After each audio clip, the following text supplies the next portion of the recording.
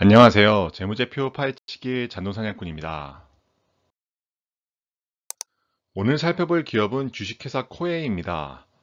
정수기를 한 번쯤 써보셨던 분들이라면 코웨이라는 이름보다 웅진 코웨이가 조금 더 익숙하실 텐데요.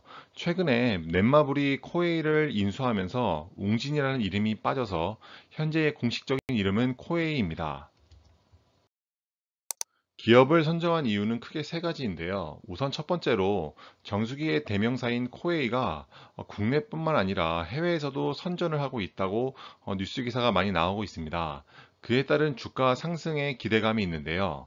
그것이 실제로 얼마만큼 재무제표에 반영이 되어 있는지 확인해 보는 시간을 갖고자 했습니다.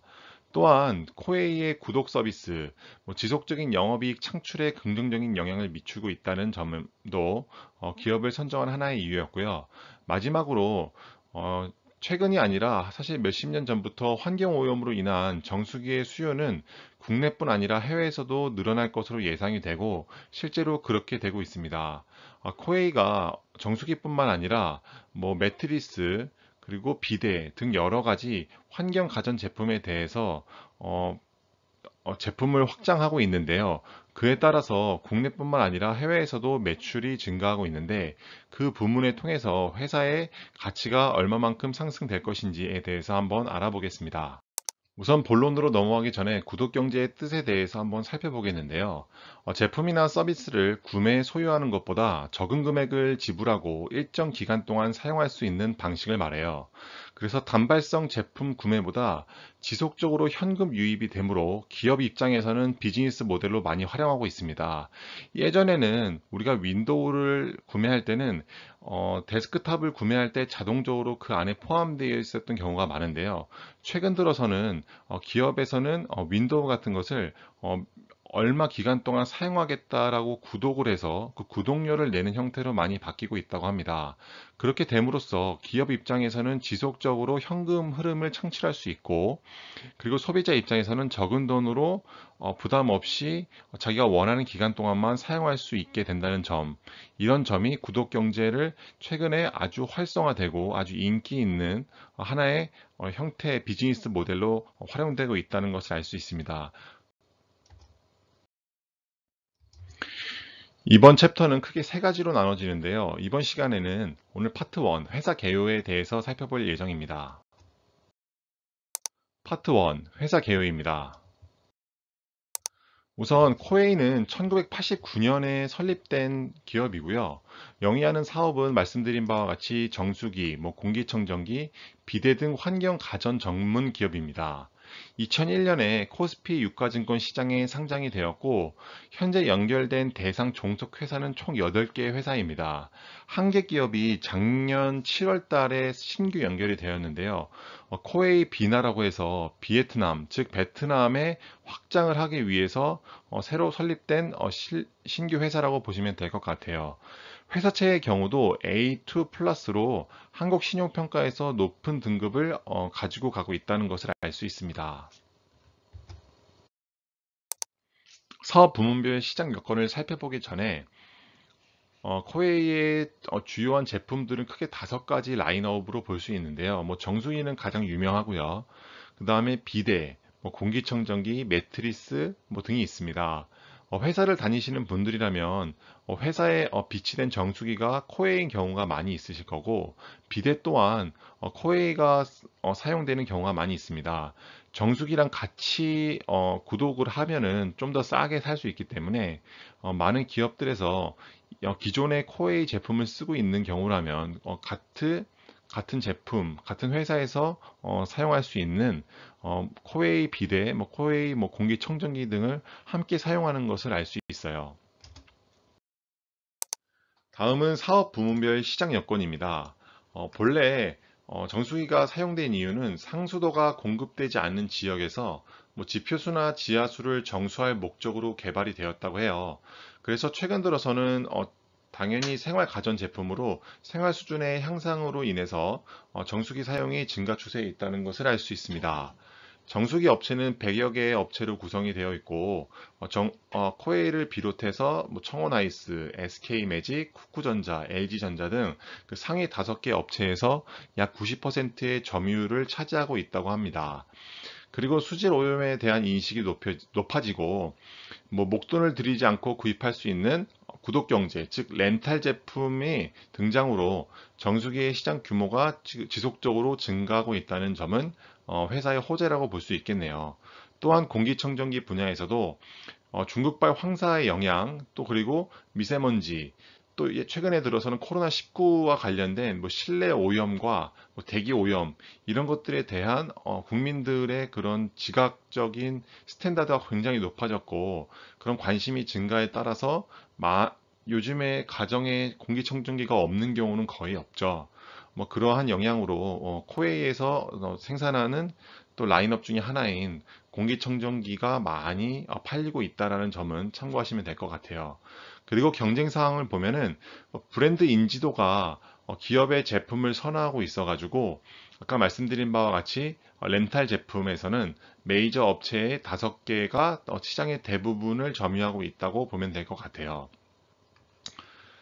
그리고 자원 조달상의 특성을 보면은 최근 들어서는 국산화에 성공해서 대부분 국내에서 조달하고 있다고 하고, 뭐 필터 또한 고급 필터, 뭐 예전에는 뭐 정수기가 단순히 물을 상대적으로 깨끗하게 해주는 정도에서 머물렀다면, 최근 들어서는 고급 필터로 돼서 조금 더 좋고 조금 더 깨끗한 물을 먹고자 하는 그런 수요에 대해서 그런 공급을 맞춰주기 위한 고급 필터 생산 라인을 계속 갖추고 확대해 나가고 있다고 합니다. 그래서 사실 시장의 특성에서 제가 그 전체의 그 시장 규모와 그 경쟁자들 간의 점유율을 한번 찾아보려고 했는데, 정확한 산출 자료가 공시된 게 없습니다. 그거 왜 이유를 찾아보니까 판매 방식이 너무 여러 가지이기 때문이고 유통 채널도 여러 가지이기 때문인데요. 우선 판매 방식이 렌탈, 또 멤버십, 아니면 뭐 일시불로 사는 경우도 있고, 뭐 방문 판매나 시판 채널 등 다양한 방식이 있어서 뭐 시장 뭐 점유율 산출에 조금 어려움이 있다고 하니, 뭐 이 점은 좀 아쉽지만 이 정도로 확인하고 넘어가도록 하겠습니다. 주식의 총수 현황에 대해서 살펴보면은 발행 가능한 보통주는 2억주, 우선주는 해당이 없는 것을 알 수 있고, 뭐 자기 주식수가 124만 주라고 해서 뭐 자기 주식수 비율은 1.68%에 불과하다는 것은 알 수 있어요. 그리고 유통 주식수는 그래서 7,200만 주 정도가 되는 것을 알 수 있고, 뭐 최근에 거래량을 한번 찾아보니까 한 0.15% 정도가 되더라고요. 삼성전자가 0.06에서 왔다 갔다 하고 현대차가 0.08에서 왔다 갔다 하는 거 보면은 그래도 비율적으로 봤을 때는 거래량이 뭐 작은 편은 아니다라고 결론을 내릴 수가 있을 것 같아요. 주주 구성 비율 현황을 보면은 넷마블, 아까 말씀드렸던 바와 같이 웅진에서 넷마블이 최대 주주가 됐기 때문에 넷마블 외의 특수 관계인이 약 25% 정도를 가지고 있다는 것을 알 수 있고요.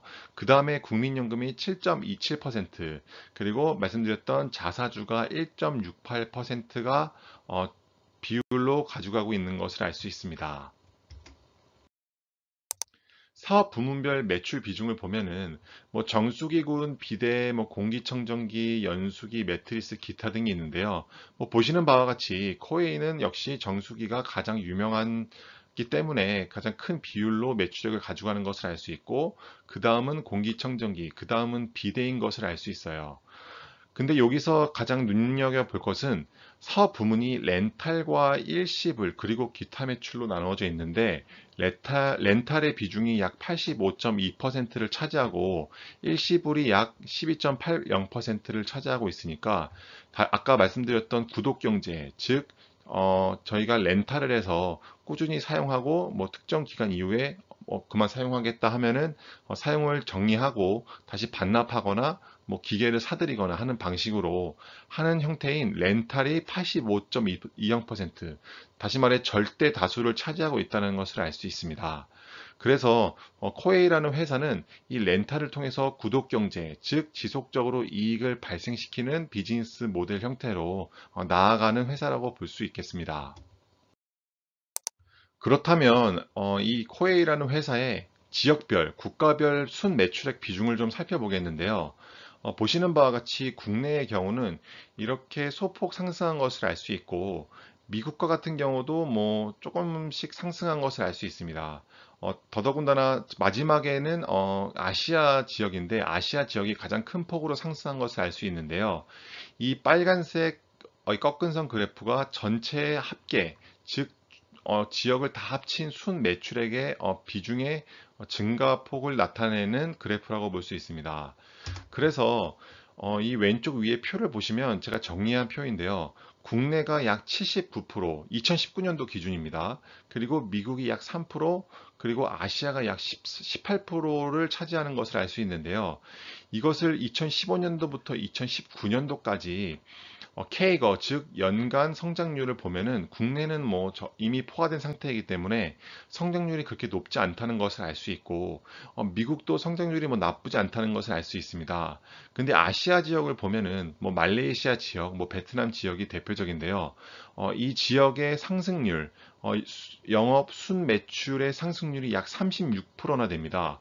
다시 말해 5년 동안 매년 36%씩 상승을 하는 건데, 비중은 20%에 불과하지만 이 상승률이 엄청나기 때문에 차후 이 국내 시장은 정체될 것이라는 것으로 예측을 해본다면, 이 아시아 시장이 얼마만큼 상승하는지에 따라서 이 코웨이의 회사의 외형적인 성장이 결정이 될 거라고 판단할 수 있겠습니다. 그 다음에 공장 가동률인데요. 보시는 바와 같이 뭐 정수기, 청정기, 필터, 뭐 비대 등이 있는데, 평균 가동률은 뭐 7, 80%가 되고 연수기랑 기타는 50% 밑에서 왔다 갔다 하는 것을 알 수 있어요. 그래서 합계로 보면은 약 80%가 안 되는데, 다시 말해 평균 가동률의 여유가 약 20% 정도가 더 있다라는 것을 알 수 있고, 만약에 이 평균 가동률이 점점점 더 증가한다면 이 회사의 영업이익 또한 증가할 것이기 때문에 매 분기나 반기 또는 사업 보고서에 나타나는 평균 가동률을 지속적으로 확인한다면 그 추세에 따라서 이 기업의 매출이나 영업이익을 미리 예측해 볼 수 있을 것이라고 생각합니다. 지금까지 코웨이의 첫 번째 영상 기업 소개에 대해서 봐주셔서 감사드리며, 다음 시간에는 재무제표 측면에 대해서 좀 더 깊이 있는 영상으로 찾아뵙겠습니다.